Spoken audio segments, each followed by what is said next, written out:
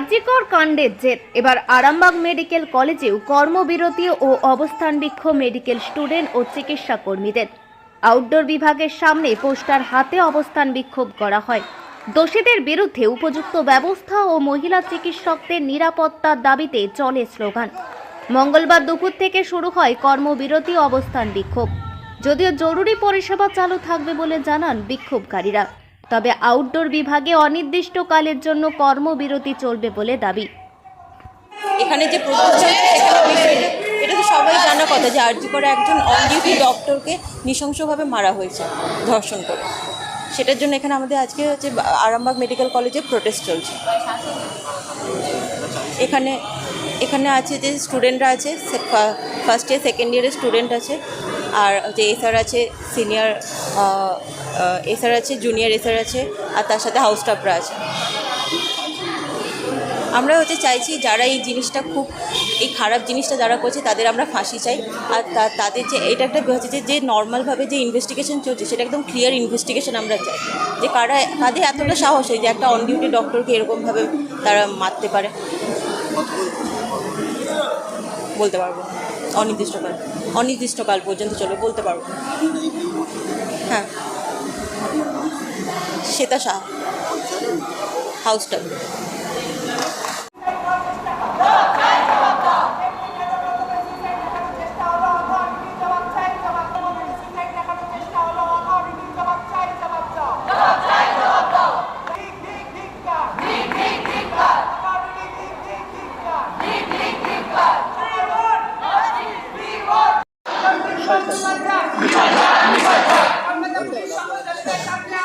বিষয়টা হচ্ছে আরজিকরে যেটা ঘটনা হয়েছে একটা মহিলা ডক্টর সাথে, ওইটা বিরোধে আমরা সবাই ডক্টর একসাথে দাঁড়িয়েছি।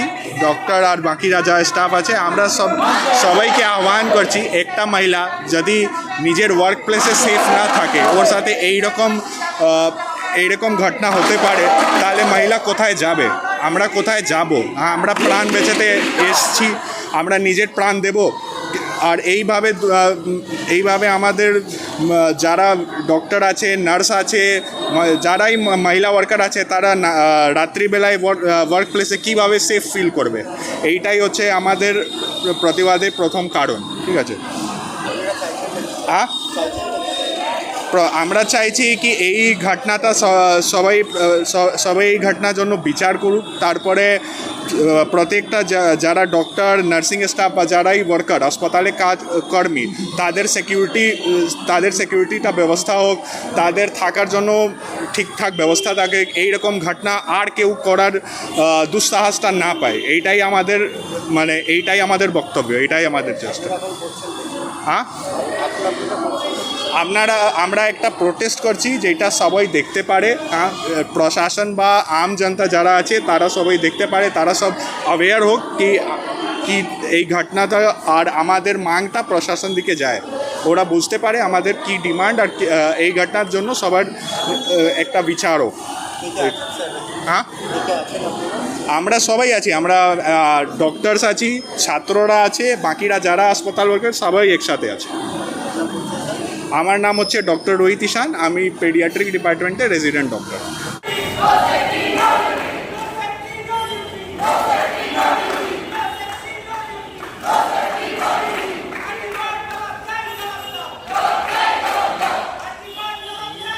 কি করছি সেটা তো এখন সর্বভারতীয় আমরা সবাই জানেন যে কেন করা হচ্ছে, কী জন্য করা হচ্ছে।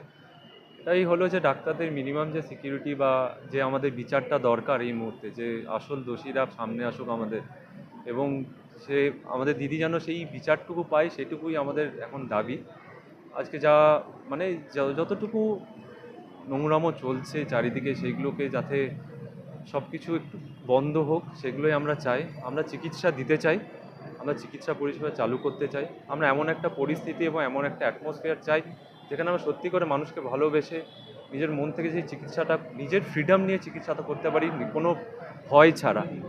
যেখানে যে জায়গায় আমরা কাজ করছি সেখানে মিনিমাম সিকিউরিটি, মিনিমাম থাকার জায়গা, বেসিক নেসেসিটিসগুলো যেখানে নেই, সেখানে আমরা আরেকটা মানুষের বা রুগীদের কিভাবে সেই চিকিৎসাটা দিতে পারবো, সেটাই হলো আমাদের প্রশ্ন। যে অ্যাটলিস্ট এইটুকু অ্যাসিওর করা হোক যে আমাদের দিদি মানে দিদি যিনি ছিলেন তিনি প্রথমত বিচারটা পাক, আর বাকি সমগ্র যারা ডাক্তার, যারা রেসিডেন্টস, যারা সবাই আছে, যারা মানুষের জন্য প্রত্যেকটা ঘন্টা প্রত্যেকটা মিনিট দিচ্ছে এখনো পর্যন্ত, যারা হিপোক্রেটের ওথটা নিয়ে মানুষকে সেবা করার মানে ইয়েটা নিয়েছে, তারা যেন সেই সেবাটুকু চালিয়ে যেতে পারে, এটাই আমাদের দাবি। ওই একটাই, আরজি কর যেন বিচার পায়।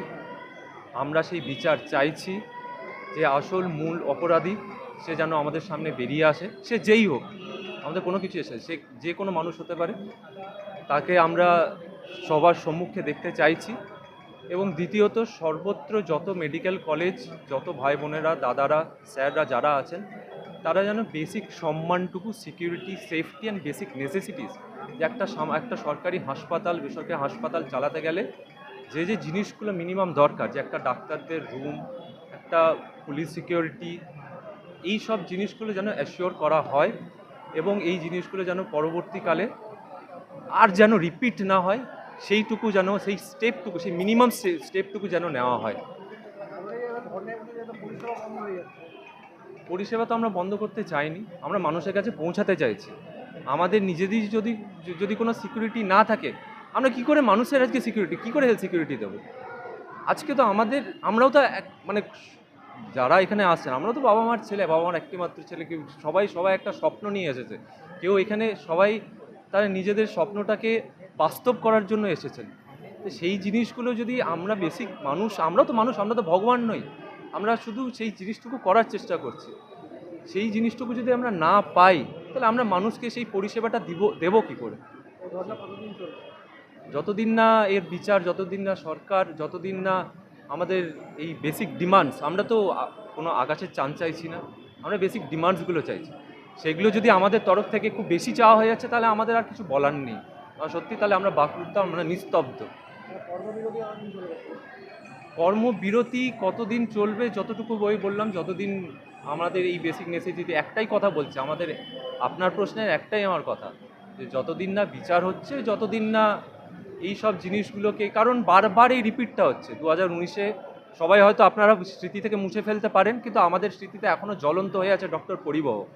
সবাই যদি ভুলে যেতে পারে, আমরা অত তাড়াতাড়ি ভুলতে পারি না, কারণ প্রত্যেক দিন, প্রত্যেক ঘন্টায় দেশের যে কোনো জায়গায় কোথাও না কোথাও ডাক্তার নিগ্রহ হচ্ছে। এই জিনিসটা রিপিট হচ্ছে বেশিরভাগ প্রত্যেকটা জায়গায়, কারণ ডাক্তার এখন একটা মেটেরিয়ালিস্টিক জিনিস হয়ে গেছে। তাকে যখন খুশি মারা যায়, তাকে যখন খুশি হত্যা করা যায়, তাকে যখন খুশি রেপ করা যায়। তাদের বেসিক সম্মানটুকু যাতে তারা, আমরা চাই, আমরা সব কিছু মানুষের জন্য সব কিছু করতে চাই। আমরা সেই আশা ভরসা দিন রাতকে এক করে এখানে এসে দাঁড়িয়েছি। সেই জিনিসটুকু, সেই মেসেজটুকু আমরা পৌঁছাতে চাই, যে মানুষ একটু বুঝুক, মানুষ পাশে এসে দাঁড়াক। আমরা সবাইকে আহ্বান জানাচ্ছি, আমরা আপনাদেরকে আহ্বান জানাচ্ছি, সবাই যেন এসে একটু পাশে দাঁড়ান। দেশের ৭৮তম স্বাধীনতা দিবসের শুভেচ্ছা জানাই। লাখো শহীদের রক্তে সিক্ত এই মাটি আমাদের গর্ব, আমাদের অহংকার। এই স্বাধীনতা দিবসে দেশের সেই বীর শহীদদের প্রতি অন্তর থেকে শ্রদ্ধা নিবেদন করি, যারা আমাদের শান্তির জন্য বীরত্বের সঙ্গে লড়াই করেছিলেন। শহীদদের বিনম্র শ্রদ্ধা জানিয়ে আসুন সকলে মিলে দেশের স্বাধীনতা দিবস উদযাপন করি। আমার আরামবাগবাসী সহ দেশের প্রতিটি মানুষকে জানাই স্বাধীনতা দিবসের অনেক অনেক শুভেচ্ছা, অভিনন্দন, ভালোবাসা। ধন্যবাদ।